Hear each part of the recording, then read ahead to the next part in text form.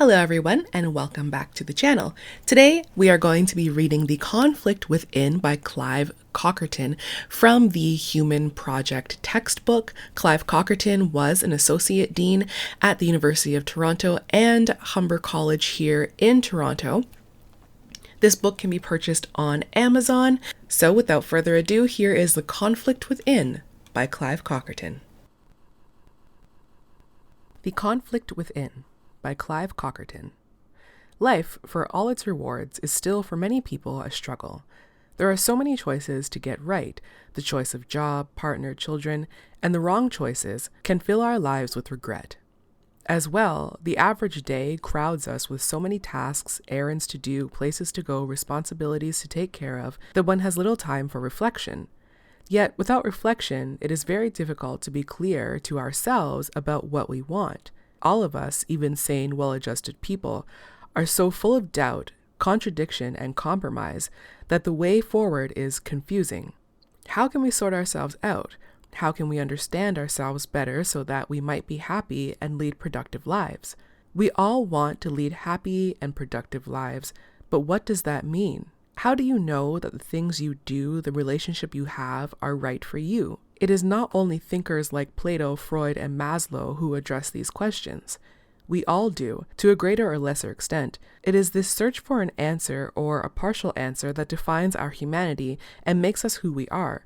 These questions, so pressingly contemporary, have haunted reflective minds since the beginning of time. Reason. Plato, 427 to 347 BC, tried to capture the internal conflict so many of us feel when he compared the process of the soul to the struggle of a charioteer, reason, to control two horses, one vigorous and obedient, spirit, the other aggressive and demanding, appetite. Plato located these three elements of the soul in the body, with reason being located in the brain, spirit in the chest, and appetite in the abdomen. Plato never tried to deny the body, but he argued for self-control, for the rule of reason over the urge of appetites.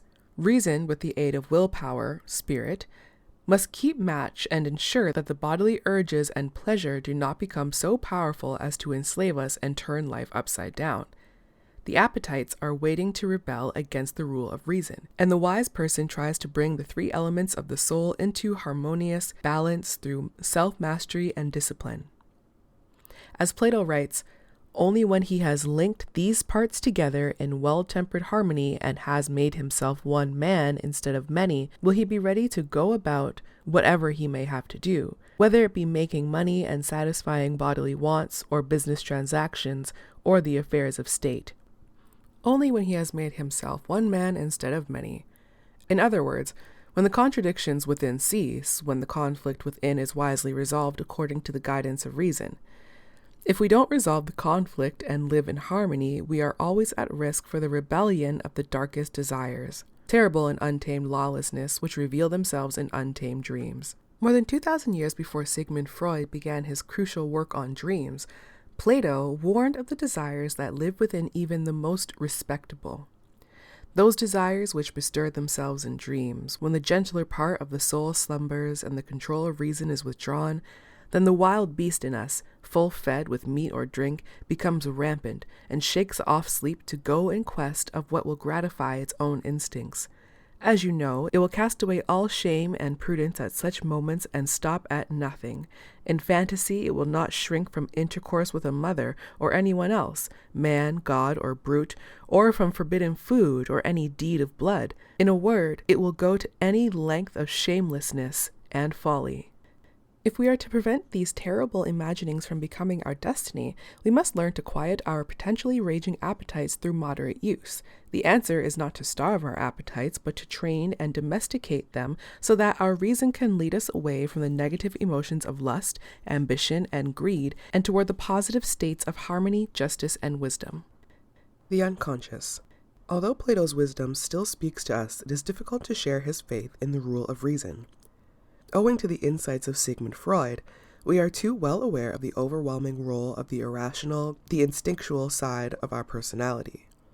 Our rational side has done much to advance our understanding of the natural world through science and technology, with many benefits for health and convenience of the modern citizen. But our achievements in this century must stand beside a technologically enhanced savagery that has led to war and genocide. Towards the end of his life, Freud worried that the nados, the biological instinct for aggression, was perhaps the dominant instinct in the id. Our frail, rational egos struggle with powerful urges that resist understanding. In its attempt to negotiate a sensible path, the ego must endure rebuke from the superego. In an image reminiscent of Plato, Freud compared the id to a spirited horse that the rider must struggle to control. But unlike Plato, Freud didn't have much faith in our ability to domesticate the horse, and we are constantly reminded that our victories in taming the beast within are temporary and provisional. Primarily irrational and instinctual, we remain largely unaware of the conflicts whose origins lie deep in our childhood.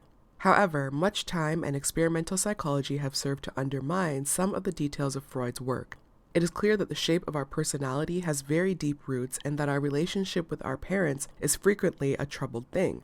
Our parents, who were prime suppliers of the rules to the superego, our parents who said no more than yes, our parents whom we wished dead, our parents who loved us and whom we loved.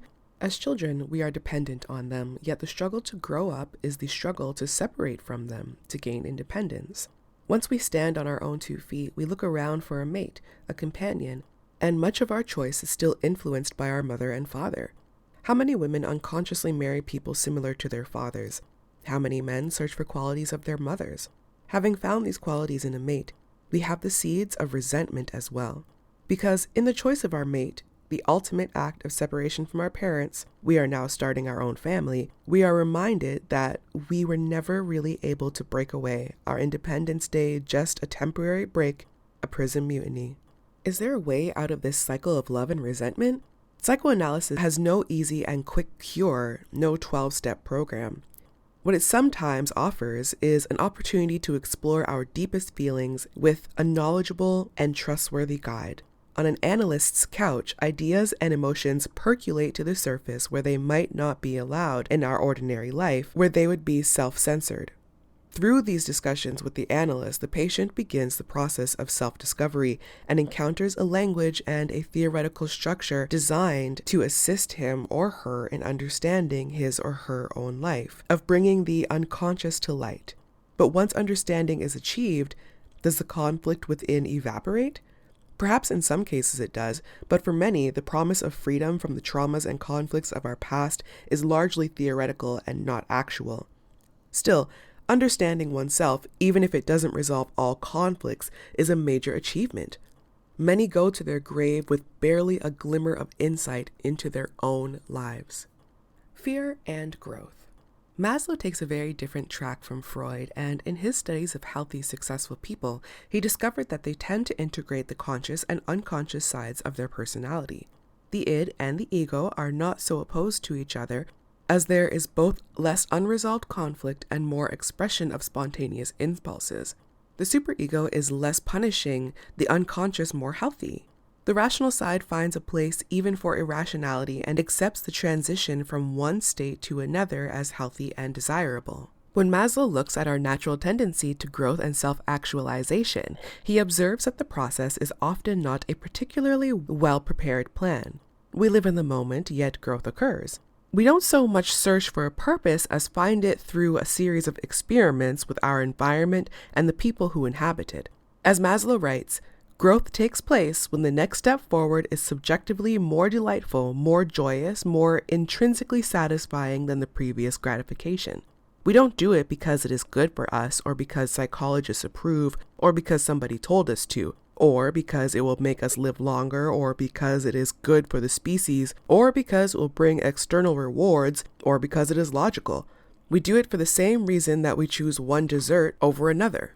In other words, because it just feels like the right thing to do. It sounds so natural that we could fall forward into the face of new possibilities without even trying. If this process of growth is so natural and inevitable, however, why do some people seem to grow much more easily than others? What obstacles stand in the way of achieving our potential? For Maslow, many of us are still deeply conflicted beings. Safety needs cause us to resist the urge of self-actualization. Fear of danger, of humiliation, prevents us from moving boldly forward, and so we cling to the comfort of the familiar, but not without regretting our actions. Every opportunity carries risk. Public speaking contests can be a true high school horror, and many of us shy away from participation, afraid of humiliation, unsure of our abilities, painfully reminded of past failures. What we need at these moments of self-doubt is a little courage. The courage to find our voice and the wisdom to know that the risks are small.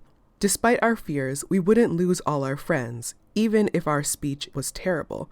So it is with every challenge. With varying degrees of intensity, the conflict between safety and self-actualization needs gallops after every opportunity. Should we let the opportunity slip and be safe, or should we go for it and maybe become stronger and wiser for the struggle? Living in the present. For humanists, our life is ultimately of our own making. We are born as biology. We live and write our own biography.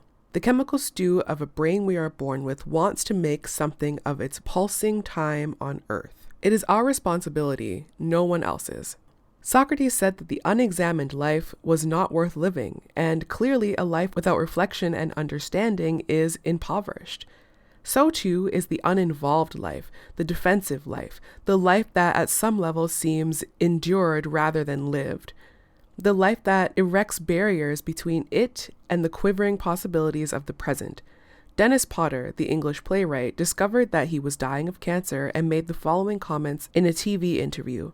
"We're the one animal that knows we're going to die, and yet we carry on paying our mortgages, doing our jobs, behaving as though there's eternity, and we forget, or tend to forget, that life can only be defined in the present tense. It is, and it is now. Much as we would like to call back yesterday and yearn to, we can't, however predictable tomorrow is.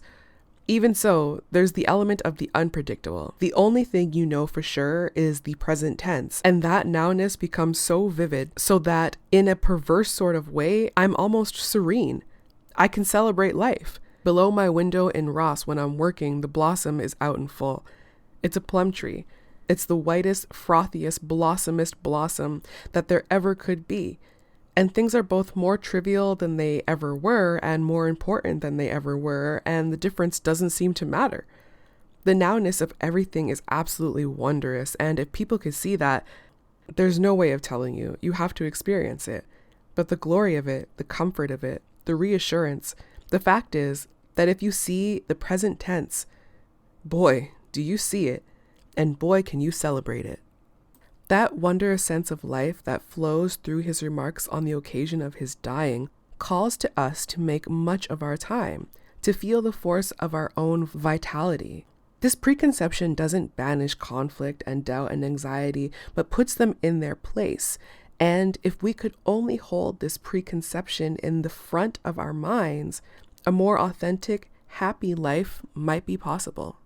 Well, that's it for today, everyone. I hope you enjoyed this topic, and if you did, don't forget to like and subscribe. Also, sound off in the comments if you're listening. Do you think that the examined life is more worth living than going day to day with the flow? If we look in that dark mirror and we find that we don't like the life that we're living, does that mean that we should change it? Or is it okay to get to your deathbed, look back with some regret, and say, well, it was fun while it lasted?